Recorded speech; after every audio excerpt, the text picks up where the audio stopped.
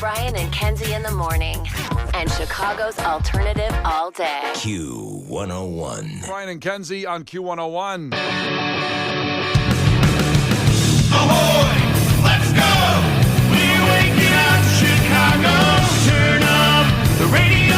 It's time to start the show. On Q101 with the morning crew. Ahoy! Let's go! Welcome to the morning show. Let's go. Let's get that Proof of Life check-in as it's pretty cold out this morning. I mean, cold by relative terms. What it's been, 52 degrees. It's going to be 61 if you're heading to the Cubs game today, the home elimination game at 4 o'clock. It should be about 61 and sunny. A perfect day for a Cubs victory today in the afternoon. More on that with a traffic update, too, and more weather in a second. But give us that Proof of Life, 312-591-8300. Like Jesse did in Chesterton, saying, I heard you guys are giving away Rush tickets. LOL. Why is that funny? Yeah, thanks, Jesse, checking in from Chesterton. Well, it is kind of weird. We're giving away Rush tickets on a station that doesn't play Rush, but it does show the power of you and what you've made this show, that when a band like Rush comes around and we give away all the unique, elite experiences in this past year, better than anyone else in the city, in the world, dare I say, and it's going to continue in 2026 with that show coming up at the United Center coming up in July, a couple shows. So we're going to give away those tickets at 7:10 and clash with Kenzie to see Rush reuniting for a couple shows in the world, and two of them are here in Chicago. Well, I guess we owe Kenzie an apology for that. Yes. Why is that? 2 years ago, Kenzie came into work one morning. Oh. She was so excited, as she often is, to tell us news that you and I normally immediately make fun of her for. And she did drive by. Well, you know. She did drive by the Allstate Arena, and she did that morning come in and go, guys, Rush is getting back together. They're playing the Allstate Arena. And we go, well, I was like, I have huge news. I can't believe you guys aren't talking about this. And we go, no, they're not. Their drummer's dead. They'll never play shows again. What are you talking about? And of course, Kenzie was talking about the Måneskin album that was out at the time called Rush and how Måneskin was going to play the Allstate Arena. Which was very confusing because you couldn't even really see their name. They led with Rush. And other people also bought tickets to the show thinking it was Rush. I don't know about that second part. They did. People, no, we talked about it. There was like some older people who were really pissed off because of it. Why do they have to be older? Can the younger person be confused too? No, but the people who were upset about it were older. So they were. Buying Rush tickets, though, I think it was the older crowd. I will say I went by that sign at the Allstate Arena, and like you said, usually we'll make fun of Kenzie for the situation. Mm-hmm. But no, she was right, because it did say Rush in big letters, and then it said Måneskin underneath very small. And I was driving, so it's not like I could study the phone. I'm like, oh my God, Rush. And we know how fast you drive. Exactly. So you're lucky you saw Rush. There's no chance you could have seen Måneskin. Oh, it was just reporting back to me how fast I was driving. She was driving like one of those European speed trains, like past the Allstate Arena. And got to get to that first break. yep, so sometimes the long con pays off. Kenzie was right that Rush got back together. It was just 2 years ago. You guys ago. were like, that'll never, literally never, ever, ever. And I'm like, well, I don't know. No, it'll never, ever, ever. I was like, okay. She's like, fine. Dude. Fine. And it did happen now. That is what I said. I said it'll never happen. Yes. You idiot. And look at me now. I can't remember the names he called you. It was vile. I know. I know HR got involved. I remember that. First of many HR violations. Yeah, so Rush tickets at 7:10 in class with Kenzie. Again, they'll be doing only a couple shows in the world, and we have the tickets for you at 7:10. We'll have Brian Regan tickets at 8:50. Today is Wednesday, so head to headlines. Boy, a doozy today at 8:20. This will be when you pick the content of the show based on the headline alone. The funniest headlines of the week, we narrow them down to two. So we'll have that for you. And also, not to bury the lead, but Tom Morello will be joining us at 7:50 to talk about his musical revolutions at the Goodman Theater. Welcome back, Tom. Our great friend Tom just wanted to check in. He said, I got to talk to you guys about this. Even though we talked to him just a couple months ago, there's a full interview on our YouTube channel after the Ozzy tribute that he was the musical director for. He mentioned it briefly in there. We'll go a little more in depth. And we gave away tickets for this, too, to a lot of our crew members last couple weeks. So we'll have Tom Morello, Rage Against the Machine, Libertyville's finest, Cubs fan, all coming up at 7:50 today as well. The Brian and Kenzie Show. on Q101. Brian and Kenzie on Q101. Time for a fact that makes your brain go. You know, with the government shutdown going on, they've actually closed down some air traffic control situations, and some flights have gotten canceled at O'Hare and Midway because of that. I'm not saying the fact necessarily relates to that. I just thought I'd mention it, that's pretty terrifying. That's what's going on. But the fact today could also be something terrifying. The real reason that planes dim their lights for takeoff. So when you get on a plane, you get settled in, and then the lights go off, and you're like, oh, cool, this is nice and soothing and relaxing. I can maybe close my eyes for a little bit on this flight. Well, that's not why they do it. Sorry to let you know on this. There's another reason why the plane lights dim before takeoff. Kenzie, do you know, or you want to guess? Well, guess. I think it's because that's when people flip out. Like, I feel like takeoff and landing are supposed to be the two most dangerous parts of flying, they say, right? That's when the most accidents occur. And it's to get people, like, I think lights off is like, will calm them down, but because they're worried about people being like hostile or freaking out at that time. People being very upset about their seat, about the person next to them. Up. Right, just getting worked up. I don't know, a lot of videos of people fighting on planes before takeoff. I don't know what's going on. Right, so it's like, okay, everybody. It's sort of like nap time at a daycare. Yeah, like we all kind of, everybody has to focus right now who's working. And we can't have you guys, arguing. I'm just excited when I get on a plane because I'm going somewhere. Oh. Right? It's kind of cool. I don't like the takeoff. Landing is fine, but I don't handle takeoffs very well. It hurts my stomach. Oh. So landing's when like the most accidents happen. So just when you think you're safe. Man, I wish I didn't know that. That's a fact that makes my brain go boom. But have fun with that one. it's the motion of taking off. It's very unpleasant. It scares me every time. I see. And I'm not somebody that's been on a lot of planes in my life. Many people have said they can't picture me on an airplane. Me. But yeah, many people, meaning Brian. But I don't like the takeoff. It hurts my tummy. I just wanted to verify that other fact that Kenzie threw out there are most accidents during landing or takeoff. And yes, landing is when most studies show that the largest percentage of fatal crashes and overall incidents through takeoff in the critical and dangerous phase of landing. And you ever get that plane that's like really windy out and it's blowing around and you're like, how the hell is this legal that we can fly in a plane like this when the plane can't handle just a little bit of wind? That was a big boy. Yeah, it's a big plane. Well, I put the tiniest wheels on them ever, too. That's like, true. We have Hot Wheels on the bottom of our plane. It makes me nervous. I don't understand why planes have such small wheels. Don't you want like a monster truck Monster tire? truck? Yes, Yes. exactly. Thank you. I've thought that so many times. Because I could land a plane if it had Gravedigger tires. The problem is it's got these tiny tires. Well, then if it's windy, who cares? Right, Like, give me something to work with we here. could roll over another plane. It wouldn't even matter. At least give it those mountain bikes with those big fat tires, you see? Yeah, absolutely. I saw a bunch of those at Riot Fest. I'm like, those tires are cool. A Mongoose BMX bike tire. I can land a plane if you give me those. Yeah. I just hate those little dinky things. Stress me out. It looks like they're replacement tires, like when you get a flat tire in your car and you have that little tire in the trunk. That's what they look like, that little donut tire. Like, look at the facts. It's like we have the most accidents at this time. I'm like, well, can we look at the tire? I mean, has nobody talked about this? Yeah, maybe it just should be a big airbag to land the plane. Just drop it in there. And I feel like the wheels are too shaky. I feel like we need, I don't know if an axle is the right terminology, but we need to tighten the wheels on the plane. Because they look like a swivel chair wheel. I feel like they're trying to give for the move so that your plane doesn't tip. But again, a nice sturdy wheel.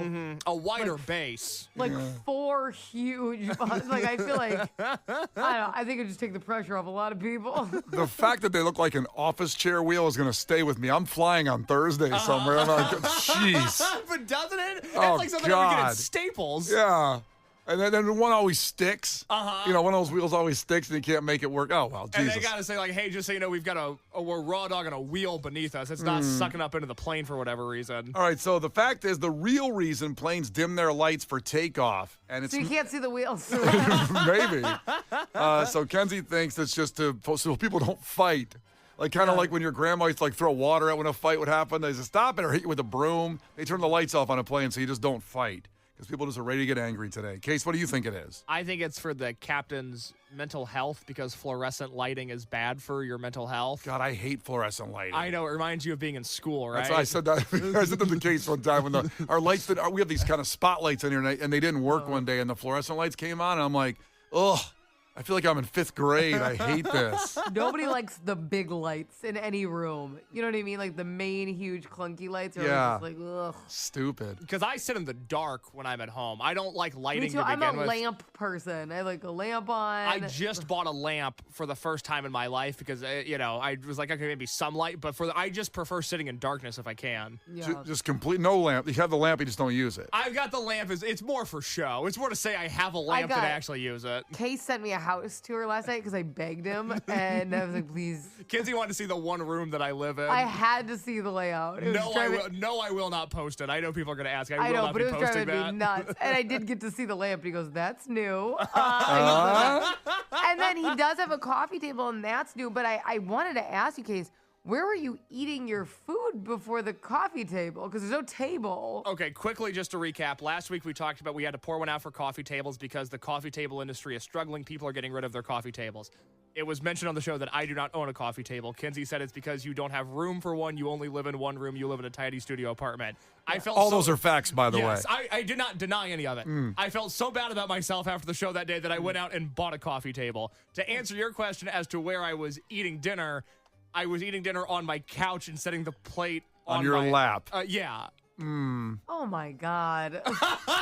What if it was something that you nuked and it was hot? Then I would just wait for it to be less hot. What do you mean? I think it's on a beach towel. Yeah. That's not a bad. I've used a pillow He just before. walk in. Yeah, the pillow I've used when I've nuked up a plate of food, and I'll put the pillow on my lap to save my sperm. You see, Beach towel.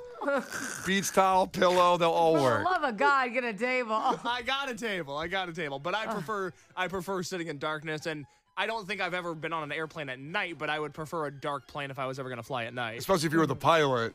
Why do I want to see where I'm going or anything on the controls? When they sent Brian and I to London last year, it was night. It was dark at night on the plane, which was nice. Case. Oh, good. Yeah, you would have loved it. Is that when Brian was watching 9/11 documentaries on the Oh plane? my God. I can't help the algorithm hit me right when we got on the plane. I'm like, well, this is going to be bad for a 7-hour flight. And then people next to me really were looking at me going like, I know, because he wasn't next to Megan, because like Megan and Harper were like on the two next to him. yeah. So he's watching these 9/11 things with other people he doesn't know next to him. He's psycho. The whole area kept pushing the stewardess button to come help out. I don't think that's what it's called anymore. What is it called? The flight attendant help button? Help? He's like, come sit on my lap, button. Yeah, it's nice. All right, coming up after Lincoln Park in 3 minutes. Why airplanes dim the lights before takeoff? It's not what you think. The Brian and Kenzie Show. On Q 101. The Brian and Kenzie Show. On Q 101. Brian and Kenzie on Q101. Coming up in 10 minutes, NASA needs your help to save the Earth from an asteroid hit. That's where we're at right now. If you don't help, we're going to get hit by an asteroid and we're all going to die. That's not that's true. That's what's in 10 minutes I'll explain, but that's not the fact that makes your brain I don't go. think NASA wants my help. I don't know if that's accurate. No, Kenzie, believe it or not, they even need your help. Oh, that's crazy. You got to stop it. If you don't participate, Kenzie, we're all going to die. All right, I'll see what you say. You know, think about it. In the meantime, the real reason planes dim the lights for takeoff, it's our fact today. Kenzie guessed it was so people don't fight because you can't really punch in the dark. It's hard anyway. It's a lot harder. It calms people down. And they don't want everyone, getting in a little tizzy. That's what I think most people think it is, or at least for calming. I just thought, okay, cool, I can sleep now. I can, lights are out. And then some a-hole, it's sunny out, opens his window up, and I'm like, bro, they turned the lights off. But I like having the window. Close the damn window. When if it's dark but the sun's still out, close the window. You can open the window when the moon comes out. That's my rule. That's your rule? That's my rule. We should have bought the window seat.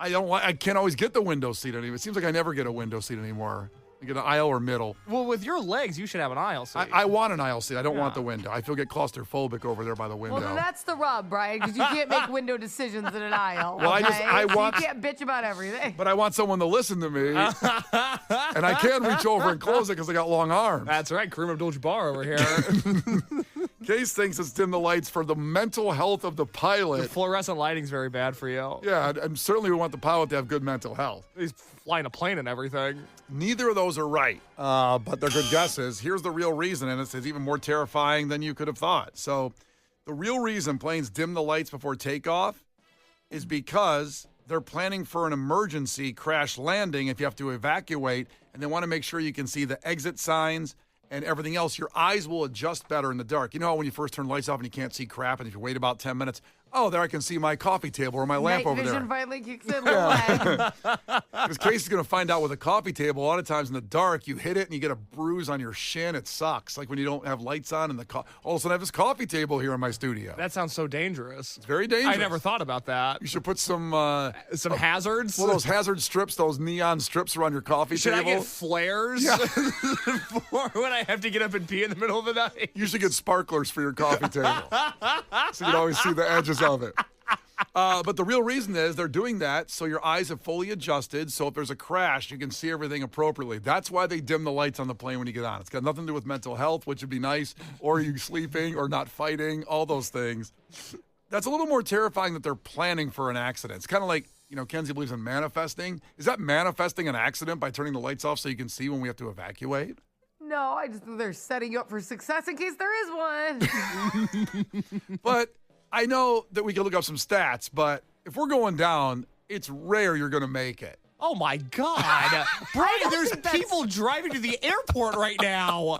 Well, let's go. I mean, I can look really quick up that, Well, I don't know. That's not true. I think in takeoff scenarios, you're probably more likely, that plane can just not really get far.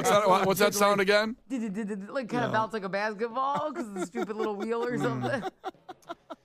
You're not even off the ground yet. I would like to think we could survive. Well, maybe you're on to something. Maybe I'm wrong because I just did a little Google search here, and most plane crashes are survivable. More than 95% of occupants surviving U.S. commercial air accidents from 83 to 2000. The odds of a fatal crash for a passenger are extremely low. Mm-hmm. This is AI. Probably trying to just make me feel good for a while because they know they're taking over. That can't be right. That can't be right. It is right because most of the accidents are at takeoff and landing.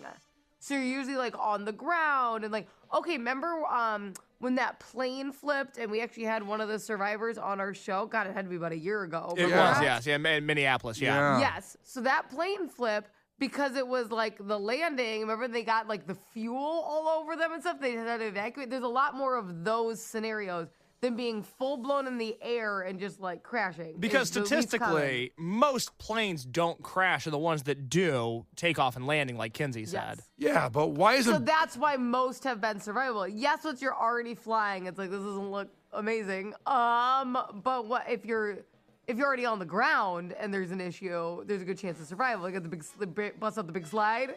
Well, yeah, but why isn't Big Plane making this clear then? That most plane crashes are survival. Big Plane should be promoting this so we fly more often. I just think they're like, hey, we're not going to have a plane crash. But by turning the lights off, they're getting you ready for a plane crash. And I've always thought that if a plane goes down, I'm going to die. But I think the argument is they're not leading with, hey, if this crashes, you're going to be okay. They're leading with, this is probably not going to crash. It's going to be some neurotic person going like, well, why'd you bring up a crash? Why'd you bring that up? And by the way, there's like, I don't know, 4 billion car accidents a day, and those are much less survivable. No one's talking about it. Mm-hmm. Like, 815 just checked in and goes, I have a flight to London today. Thanks, Brian. Like, they always say, this is a happy thought. Oh, boy. There's a way higher chance of dying on the way to the airport than once you're there. That's true. It's amazing we're not all dead. I know. Just statistically, it's incredible that anybody's alive Every day we show up here, we've beaten the odds. It's amazing. Well, that's a blanket statement you can think about the rest of the day. We should all be dead right now. It's amazing we're not all dead. It's true. That should make you feel good today. Exactly. The Brian and Kenzie Show. On Q 101. Well, coming up in sports after Shinedown, how Rocky III parallels what's going on today with the Cubs in the elimination game. We have the audio to prove it. And you want free beer? Who doesn't like free beer, huh? Free beer coming up in sports. But first, on the science world, NASA, and I'm a big space nerd, and I used to write NASA when I was a kid. When I was 10 years old, I used to write NASA. They'd write me back, and they'd send me mission patches. I was convinced I was going to be an astronaut, and here I am. When you were a kid, or were you doing this like last week? I was 22. Got a mission patch. Yeah, I was 23 years old. What does that mean, by the way? What did you say, a mission patch? Yeah, so when you see the astronauts, when you see them in space or on the moon, you'll see they have these patches on their spacesuits. Mm-hmm. They would send me those patches. Oh, it's like when you're at a concert and you buy the tour T-shirt. It's like these are all the dates that the band is playing on. It's even worse because this is like stolen valor because really astronauts themselves should have the mission patch because it'd be like stealing a varsity letter and putting it on your jacket. The biggest sin of all. Yeah, I played varsity junior year, started 10 games. No, you didn't. You stole that letter from your brother. And you didn't go to the moon. That's right. I didn't go to the moon, but they sent me these. They're real good people there at NASA. So they have these things out there now, and they're basically trying to have you help them because, this government shutdown stuff probably related to this. I think their heart was that we will promote science and people, amateurs and volunteers, we have these science projects out there. But when I dig a little deeper, it concerned me. First, I was all in on this. If I was 10 or 30 years old, I would certainly would have. Somewhere in there, I certainly would have partaken in these science projects if I had time, before I had a kid and the job and everything. Well, I was going to ask, you can't participate at insert age here? Anybody can do it. Okay. So if you have time, for example, there's Snapshot Wisconsin, one of their homework projects. Track wildlife by classifying trail camera photos from across Wisconsin. So if you have time at home, they give you access to these trail cameras, and you can help them track wildlife by classifying them with your knowledge or guess. Okay, you have to back up for a second. This is on NASA's website? Yes. And they want us to upload photos of Wisconsin? No, they will give you access to the trail cameras, and you help with your knowledge of wildlife in Wisconsin, because you have tons. I know Kenzie has a ton of wildlife in Wisconsin. Yes. A deer, moose, Bigfoot, chupacabra. Oh, man, those things are terrifying. Oh, my God. You can go through there, and they'll give you access to it, so you help them, and then you learn, and then they learn, apparently. So they're giving you access to a trail cam. That's just one of the projects. They have 36 projects on the website. Oh, my God. Yeah. And I dug through them, and it's, some of them were pretty fun. And if you want to learn science, I think your kids should check out the NASA website and go do this. But then I got concerned when I saw International Astronomical Search Collaboration. That one started, I go, well, wow, what is that? That's a confusing name. And it's when you are helping them search for an asteroid heading to Earth. By using their photos and looking at the sky, you're supposed to be looking for an asteroid that's going to come to Earth. Like me and Kenzie have to do that? Yeah, you have to do that. Well, why would they miss that? That seems like it's their whole job. They already posted the picture. They didn't look at the picture before they posted it? Well, they have a picture, but they don't have many employees anymore because they keep laying off people in the government, you see. And so this is my hypothesis on this, being a science person, that we're effed because they don't have enough people looking in the sky for an asteroid, and Kenzie, this is your job. You have to do this today. This could be your I'm going to side be honest hustle. with you. I am not going to do this. Well, then we're going to die. Maybe, but wouldn't it be nice to not know and then it just is gone really fast? Oh, well, that's an interesting question. Brian, would you rather know that an asteroid's coming or not know? I need to know. You need to know. Why? You have to get your affairs in order? I have a lot of things I want to do. And not include his family. What'd you say? Family? And not include his family. Well, yeah. I mean, I got a bucket list that's for me. So 24. Hey, NASA calls you up. They say, hey, you know about those mission patches you have? We're going to need to put you to work. An asteroid's coming in 24 hours. Yeah. And it's going to wipe us all. You thought what happened to the dinosaurs was bad? Just wait until this. Right. You're doing what with those 24 hours? Number one on the list is take swing dance lessons. Wow. Because I can't do it now because everyone will just rip on me. But if we're all going to... You want to swing dance? Ever since I saw swingers, I wish I could swing dance. Like Mikey does at the end. But that's a super easy thing to make happen. Like, you could swing dance. You're right. But if I took swing dance lessons, how much would you make fun of me every day? You, Kenzie. I wouldn't. I think it would be nice if you learned something. I think you'd be making fun of me a lot if I came in, I took these swing dance lessons last night. Let me show you this move I learned. I'd be like, throw me up in the air. Because they do that. I want to see. All right, okay, I appreciate that. Case, how much would you make fun of me if I was every day? Because Heather Graham's not walking through that door. Why would you learn to swing? We're not even in a swing revival right now. Because I wanted to learn when swingers came out a long time that ago. Was 30 years ago. I understand. And I wanted to do it then, but I was too chicken. But if everybody's going to die, I'm not chicken anymore because I'll learn how to do it in like 24 hours. I won't be a coward. I'll just learn it right before everybody dies. Or I could put up with ball busting for a day. Okay. I couldn't do it forever. So if the asteroid's coming, I have 24 hours because Kenzie didn't look at the sky and help us out with NASA. Right. They're asking you to. Then I could do that. That's my first thing. What would you do, Kenzie, if you had 24 hours? I wouldn't be on a diet. I would love that. So where's the first place? What would you eat then? Oh my God. Well, I'd for sure get like a lot of ice cream. And then I'd get the largest size of my coffee with, all the cream and stuff in it because I get like the little small ones. I wouldn't cook dinner because I cook dinner every night. Like, we're going out. Can you imagine I hope there's waitresses there. Can you imagine you knew the asteroid was coming, your family did, and you're going, I'm not cooking dinner. The fight that would ensue of them not getting dinner from you. No, we're going to go to a restaurant and just relax. Probably like a Brazilian steakhouse or something, Ooh, fogo de chão. Yeah, I would do that. Fogo de chão, I would do that. So Kenzie would just go eat. That's really sad. You should just be able to do that without the asteroid. It's called a day off. Yeah, have you ever thought about just eating like most people do? Not cooking dinner one night? What would you do, Case? 24 hours. I'd have choice paralysis. I wouldn't be able to make a decision. Oh. The asteroid would hit the Earth as I was finally about to decide on what I'm going to do with those 24 hours. It'd be like, I know! And then...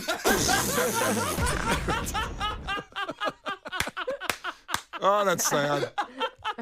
Well, go to NASA's website. Help them out. They need your help fighting an asteroid that's coming for Earth, among other cool science projects for free. It's Brian and Kenzie on Q101.